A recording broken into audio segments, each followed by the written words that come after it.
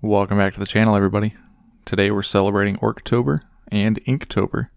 I'm just going to smash the two together and get a fun project out of it. I've had these guys sitting around for quite a while. They got a little bit buried, but it is October, and that's a good enough excuse to bust them out.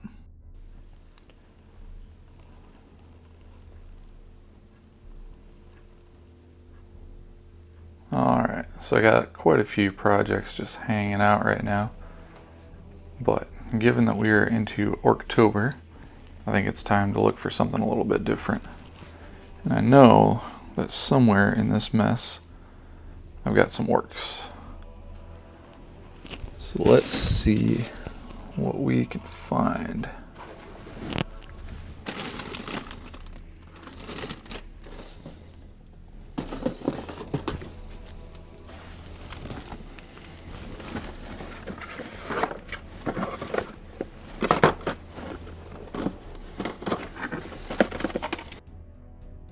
Alright, there we go.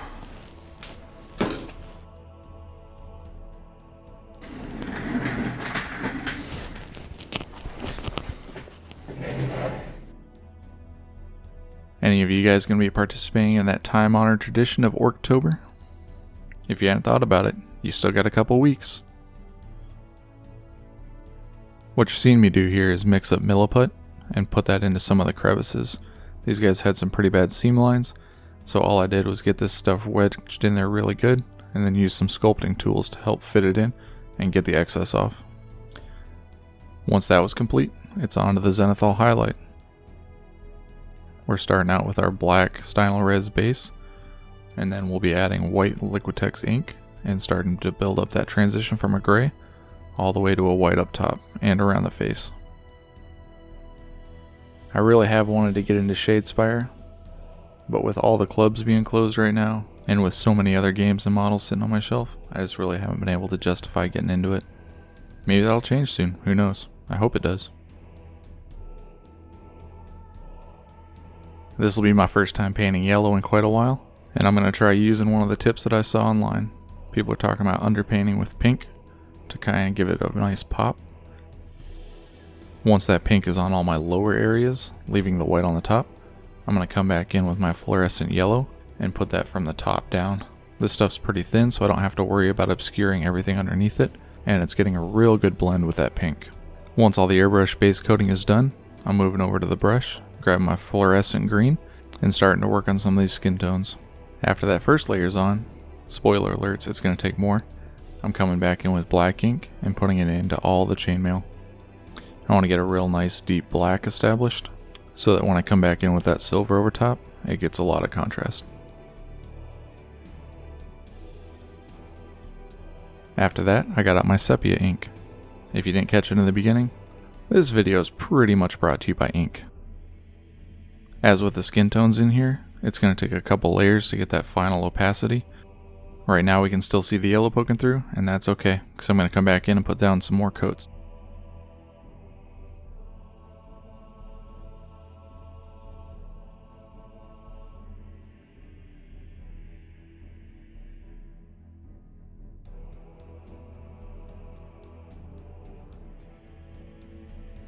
Now in order to punch up the color a little bit, I'm bringing back in my fluorescent yellow and layering it in right on top of that armor. You can see really vividly here on the belly how much it changes. It reactivates that ink that's already on there and changes that purple in the bottom into a nice beautiful yellow. After that, I'm taking a little time to just black out the mouth. I'll come back in and do the details later.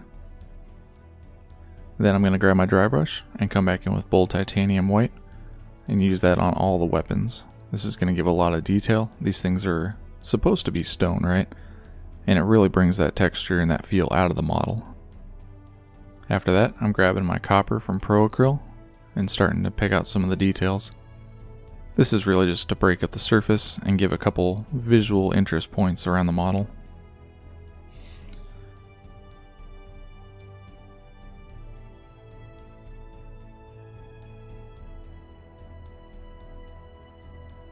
And here's that silver I was telling you about. This is basically a dry brush, making sure that I don't get it into the recesses and blow out that black that I already put in there. Next up is grabbing my black ink, coming in and doing all the extra panel lines, all the chips, the slashes, the gouges.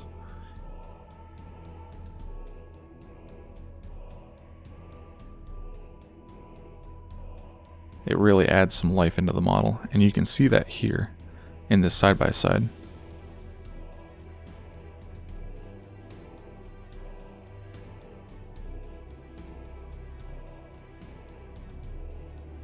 Then for a not so dry brush, I'm coming back in and I'm picking out the edges of this axe and just bulking those up, getting that white to full opacity and really vibrant, because what I'm going to do later on is really going to tone it down. After that, everybody's favorite part, putting in the eye. Luckily all 4 of these models were pretty well sculpted and the eyes went in without too much difficulty. Moving back to the mouth, I grab my Gene Stealer purple and I'm just base coating the tongue. It's nothing fancy, it just makes it stand out against the black in the mouth and against the future white of the teeth. And in order to get to that white color, I'm first laying down this tan. This tan is going to act as my base color, and then towards the tips of the teeth I'm going to highlight white. Here we go with one more layer on that skin tone, just playing with the various shades of green, mixing in a little bit of brown to get the recessed color. It's slow, it's tedious, but it looks nice when it's done. And here is the fun part. I'm going back to fluorescent pink, and I'm going to put that on the axes. This is going to be really similar to the Skaven video that I did way back. If you want to look at that, it's a really old video, but I'll link it. We're going to go for a little bit of glow off these weapons. That's why I'm leaving that edge really white, to get some intensity. And in this step, I'm using my airbrush as a really cheap OSL trick.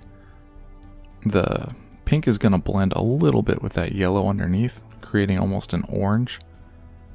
It'll still sell the effect, but it's not quite as clean as it would have been if I had varnished this first to keep it from interacting with that yellow layer that was already down. I'm not going to go back and fix it, but I'll just consider that a lesson learned and move right on. And now that I've obscured with my airbrush some of those edge highlights a little bit, I'm just going to come right back in and reinforce those. The bases are going to be pretty fun. They're going to be a muddy, messy mix of sepia, black ink, a little bit of the fluorescent green, and a little bit of white to add some pop in there. Then once that base is established, I'll come back in with some grays, pick out the rocks, and do a little bit of white edge highlighting on those rocks. I want these to be some really muted bases, but have some color in them. I just don't want them to detract from the model that's sitting on top of them nice and bright.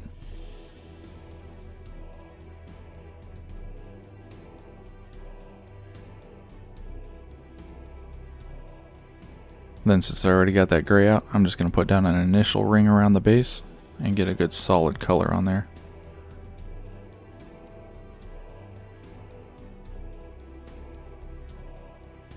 After showing these things to one of my good buddies, I asked if he thought they needed some white edge highlight or if I should just leave it. His answer was to go for it, so I went for it.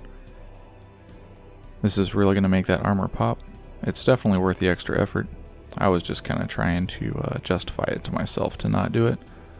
But once you see the end result, I don't know if anybody's ever been upset at themselves for edge highlighting.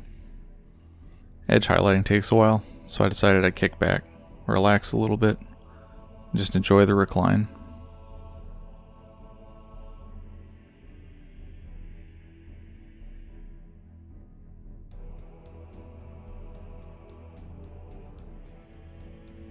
And after all that, I'm on to my final base color.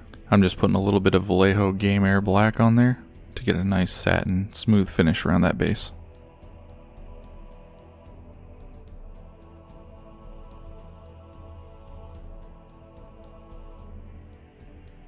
So here's what it looks like now. I'm really happy with it. Really glad I did the white edge highlight. Sad I missed it on that arm. 1 second. Alright, there we go. Much better. 2 days later, Ironskull's boys are ready to hit the tabletop. I am honestly really happy with how these turned out. It's quite a bit different than what I normally paint. The bright pop, the vibrant colors, it was a lot of fun to do. Not bad going from an extra picked up in a swap to this. I'll take it. And honestly, they're orcs, so they're always going to be fun to paint. Thanks for hanging out with me for this one. If you found anything interesting in that video, or if you have any comments, go ahead and put them down below. Hit that like button if you liked it. Hit that subscribe if you want to see more. And as always, I'll see you guys next time.